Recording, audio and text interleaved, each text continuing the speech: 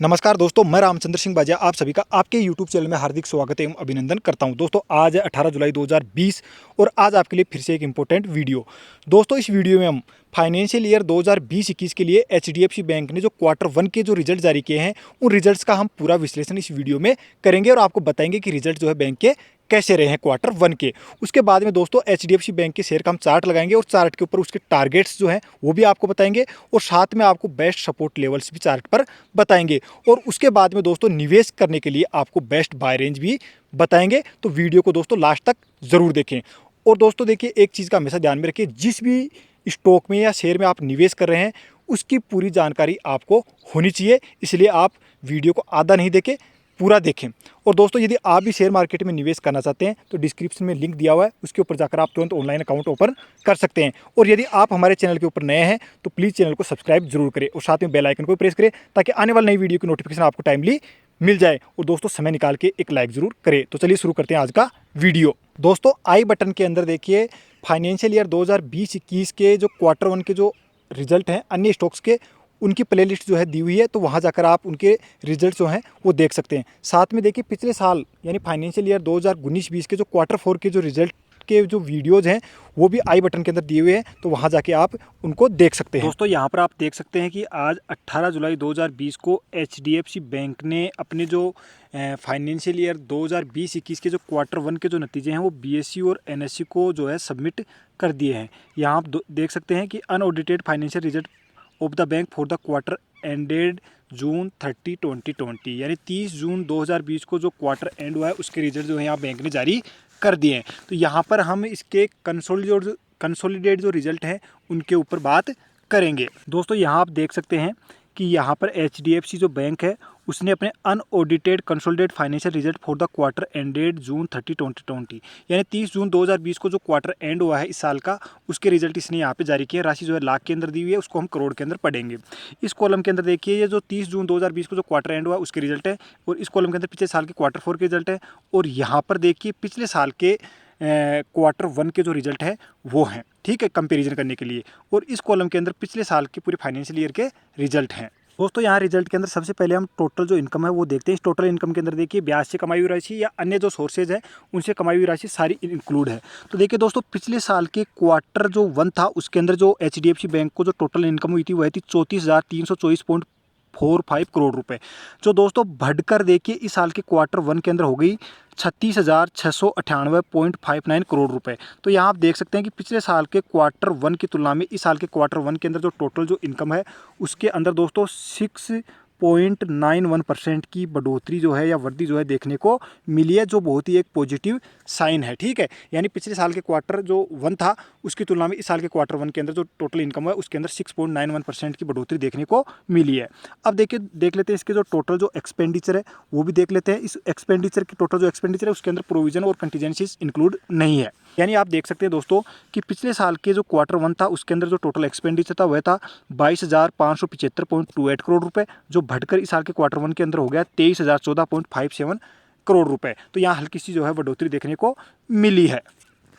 अब दोस्तों बात कर लेते हैं, देखिए ऑपरेटिंग जो प्रॉफिट है, operating profit before provisions and contingencies, ठीक है। ऑपरेटिंग प्रॉफिट जो है क्या है, देखिए दोस्तों पिछले साल का जो Q1 था उसके अंदर जो टोटल जो ऑपरेटिंग जो प्रॉफिट था वह था 11,749.17 करोड़ रुपए, जो दोस्तों बढ़कर इस साल के Q1 के अंदर हो गया, ये जो टोटल जो ऑपरेटिंग प्रॉफिट है इस साल के Q1 के अंदर हो गया 13,684.02 करोड़ रुपए। तो यहाँ आप देख सकते हैं कि पिछले साल के Q1 की तुलना में इस साल के Q1 के अंदर जो ऑपरेटिंग प्रॉफिट है दोस्तों उसके अंदर लगभग 16.46% की वृद्धि जो है देखने को मिली है, जो एक अच्छी वृद्धि है। देखिए यहाँ सबसे अच्छी बात यह है कि जो Q1 के जो नतीजे हैं, मार्केट को एक आशा थी कि रिजल्ट जो है वो बैंकों के बेकार आएंगे, लेकिन यहाँ देखिए लॉकडाउन था उसके बावजूद भी ऑपरेटिंग प्रॉफिट है वो बढ़ा है, टोटल इनकम भी बढ़ी है, तो ये एक बहुत ही पॉजिटिव साइन है। अब दोस्तों यहाँ बात कर लेते हैं प्रोविजंस की। तो यहाँ provisions other than tax and contingency, इस कॉलम के ऊपर जो है चर्चा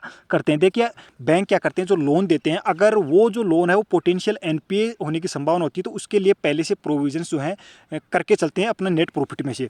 तो यहाँ देखिए पिछले एचडीएफसी बैंक के पिछले साल के क्वार्टर जो 1 था, जो लास्ट ईयर का जो क्वार्टर 1 था, उसके अंदर जो प्रोविजन की जो राशि थी वह थी दोस्तों 2914.34 करोड़ रुपए, जो दोस्तों बढ़कर इस साल के क्वार्टर 1 के अंदर ये प्रोविजन की राशि हो गई 4344.51 करोड़ रुपए, 4344.51 करोड़ रुपए। तो यहाँ आप देख सकते हैं दोस्तों कि पिछले साल के क्वार्टर 1 की तुलना में इस साल के जो क्वार्टर 1 था उसके अंदर देखिए प्रोविजन की जो राशि है उसके अंदर लगभग 49.07% दोस्तों 49.07% की जो वृद्धि है वो प्रोविजंस के अंदर देखने को मिली है, जो यहाँ पर ये एक थोड़ा सा माइनस पॉइंट है। लेकिन दोस्तों आपको मालूम है कि मोरिटोरियम जो दिया गया, ठीक है, आरबीआई की जो गाइडलाइंस थी उसके अकॉर्डिंग, तो जो मोरिटोरियम दिया गया या फिर जो लॉकडाउन की स्थिति थी, कोविड-19 की वजह से जो स्थिति बनी उसकी वजह से यहाँ प्रोविजन जो है वो बढ़ा है। अब दोस्तों बात कर लेते हैं इसके कंसोलिडेट नेट प्रॉफिट और लॉस फॉर द पीरियड, ठीक है, यानी कंसोलिडेट रूप से जो बैंक को जो नेट प्रॉफिट हुआ उसके ऊपर चर्चा कर लेते हैं। तो देखिए दोस्तों पिछले साल के क्वार्टर 1 के अंदर एचडीएफसी बैंक को जो है 5676.06 करोड़ रुपए का नेट प्रॉफिट हुआ, जो दोस्तों बढ़कर इस साल के क्वार्टर 1 के अंदर ये जो नेट प्रॉफिट है वह हो गया 6927.24 करोड़ रुपए। तो यहाँ आप देख सकते हैं कि जो नेट प्रॉफिट हुआ है बढ़ा है।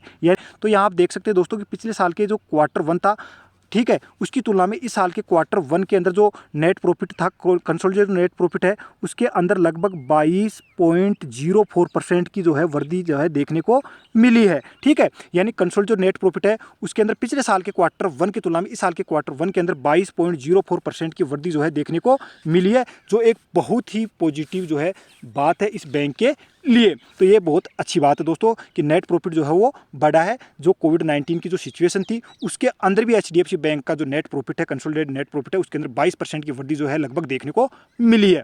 अब यहाँ बात कर लेते हैं, देखिए दोस्तों अर्निंग जो पर शेयर है उसके ऊपर। तो यहाँ देखिए अर्निंग जो पर शेयर है इसकी जो स्टॉक की जो फेस वैल्यू है वो 1 रुपये है।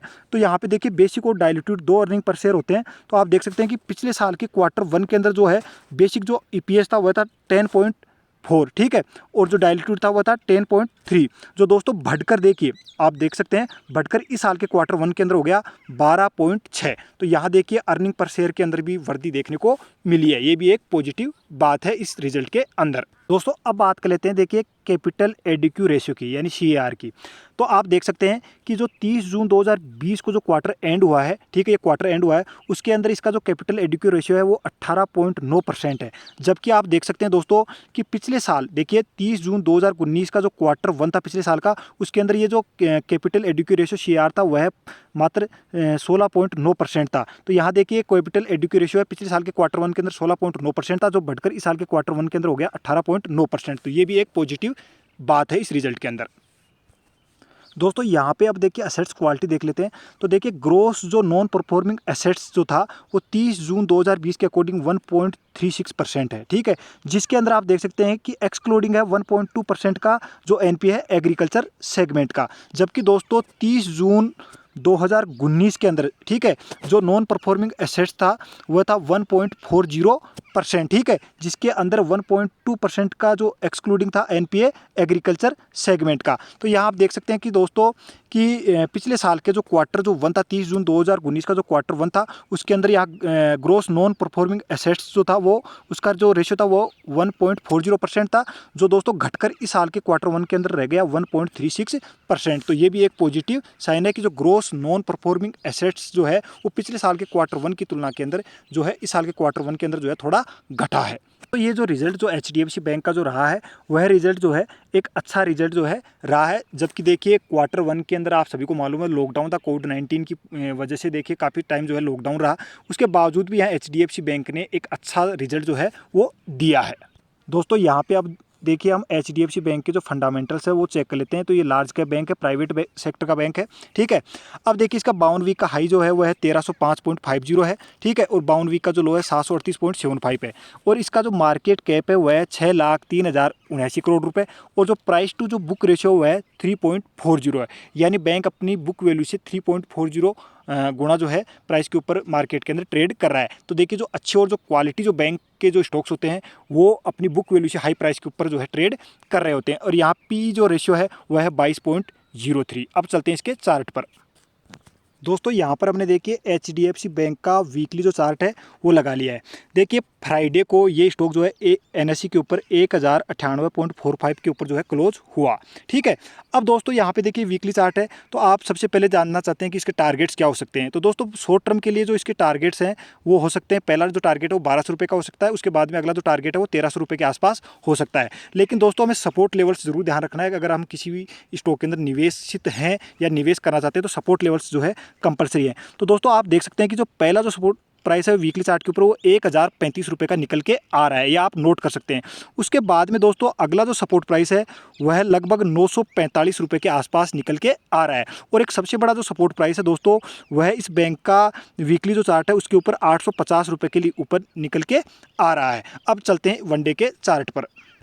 दोस्तों यहाँ पे अब हमने देखिए HDFC बैंक का वनडे का जो चार्ट है वो लगा लिया है। देखिए इसकी क्लोजिंग फ्राइडे को हुई है 1098.45 के ऊपर, और आप देख सकते हैं कि इसका जो 200 दिन का जो मूविंग एवरेज है वह निकल के आ रहा है लगभग 1119 रुपये, यानी 1120 रुपये के ऊपर। ठीक है, तो पहला टारगेट जो है इसका 1120 रुपये का हो सकता है। ठीक है, अब देखिए इसके जो मूविंग एवरेज है, देखिए 100 दिन का और जो 50 दिन का जो मूविंग एवरेज है वह लगभग दोस्तों 990 रुपये का निकल के आ रहा है। ठीक है, 100 दिन का और 50 दिन का जो मूविंग एवरेज है वनडे के चार्ट के ऊपर 990 के ऊपर निकल के आ रहा है। उसके बाद में देखिए दोस्तों 75 डेज का जो मूविंग एवरेज है वह लगभग 966 रुपये का निकल के आ रहा है। तो ये जो मूविंग एवरेज है इनको आप सपोर्ट प्राइस के रूप में भी दोस्तों रख सकते हैं। ठीक है, या अपने स्टॉप लॉसेज भी जो है इसके अंदर ये मूविंग जो एवरेज है इनको रख सकते हैं। अब देखिए सपोर्ट प्राइसेज की बात करते हैं वनडे के चार्ट के ऊपर, तो आप देख सकते हैं कि जो पहला जो सपोर्ट प्राइस है वह इस बैंक का वनडे के चार्ट के ऊपर निकल के आता है दोस्तों 1035 के आसपास में। सेम जो वीकली चार्ट पे निकल के आया वही 1035 रुपये का जो सपोर्ट प्राइस है वह वनडे के चार्ट पे भी निकल के आ रहा है। 1000 जो रुपये है, ठीक है, 1000 रुपये के जो लेवल्स हैं वहाँ पर इस बैंक का वनडे के चार्ट के ऊपर जो है दूसरा सपोर्ट लेवल निकल के आ रहा है। और अगर 1000 का लेवल्स भी अगर ये मान लो ब्रेकआउट करता है तो उसके बाद में अगला जो सपोर्ट प्राइस है वह निकल के आता है दोस्तों, यहाँ पर आप देख सकते हैं 945 रुपये के आसपास में। तो यहाँ वनडे के ऊपर देखिए पहला सपोर्ट प्राइस 1035 का, सेकंड जो सपोर्ट प्राइस है वो 1000 रुपये का, और जो थर्ड जो सपोर्ट प्राइस है वो 945 का निकल के आ रहा है। अब दोस्तों देखिए करंट टाइम में 1098 के ऊपर जो है ट्रेड कर रहा है। तो जो इसके अंदर इन्वेस्टेड हैं वो बिल्कुल इन्वेस्टेड रह सकते हैं। जो सपोर्ट प्राइसेज हैं आपको मैंने बताई हैं उनके ऊपर आप अपने स्टॉप लॉस जो है रख सकते हैं। लेकिन जो अभी देखिए बैंक के अंदर थोड़ी तेज़ी आई है तो करंट लेवल के ऊपर जो है थोड़ा सा आप जो है वेट कर सकते हैं निवेश करने के लिए। ठीक है, तो अगर मेरी एक राय रहेगी, अगर आप फ्रेश जो खरीदारी करना चाहते हैं HDFC बैंक के अंदर तो मैं आपको एक रेंज देता हूं। ठीक है, तो उस रेंज के अंदर आप यहाँ पे एक जो फ्रेश जो खरीदारी है वो कर सकते हैं। देखिए दोस्तों अगर आपको HDFC बैंक के अंदर 1000 से, ठीक है, 1035 के लेवल्स अगर दिखाई देते हैं तो यहाँ पर आप अपना पहला जो इन्वेस्टमेंट है वो कर सकते हैं। पहला इन्वेस्टमेंट 1000 से 1035 के लेवल्स के ऊपर जो है कर सकते हैं। उसके बाद में मान लीजिए मार्केट में कोई गिरावट आती है, देखिए कोई नहीं जानता कि कल क्या होगा। ठीक है, मार्केट में अगर कोई गिरावट आती है या फिर इस स्टॉक के अंदर कोई गिरावट आती है तो उसके बाद में कोई बड़ी गिरावट जो है देखने को मिल जाती है इन फ्यूचर, तो उसके बाद में दोस्तों 850 से जो 900 के लेवल्स अगर आपको देखने को मिले HDFC बैंक के अंदर तो यहाँ पे आपको सेकंड जो इन्वेस्टमेंट है वो आप कर सकते हैं। देखिए दोस्तों ये जो तरीका मैं बता रहा हूँ वो आपको उन इन्वेस्टर को बता रहा हूँ जिनका विजन HDFC बैंक के अंदर लॉन्ग टर्म के लिए है। तो वो अपना पहला इन्वेस्टमेंट 1000 से 1035 के बीच में कर सकते हैं, और जो सेकंड जो इन्वेस्टमेंट है 850 से 900 के बीच में कर सकते हैं। तो ये होगी दोस्तों HDFC बैंक पे निवेश की नीति। बाकी आप अपने फाइनेंशियल एडवाइज़र से एक बार सलाह लें और उसके बाद में दोस्तों निवेश करें। यहाँ पर मैंने जो मेरा खुद का जो है व्यू या एक नज़रिया जो है निवेश का रखा है। तो दोस्तों ये हो गया आज का वीडियो हमारा HDFC बैंक के ऊपर। अगर आपको वीडियो अच्छा लगे तो प्लीज़ वीडियो को लाइक करें, अपने दोस्तों के साथ शेयर करें और चैनल को सब्सक्राइब जरूर करें। धन्यवाद, जय हिंद। वंदे मातरम, वंदे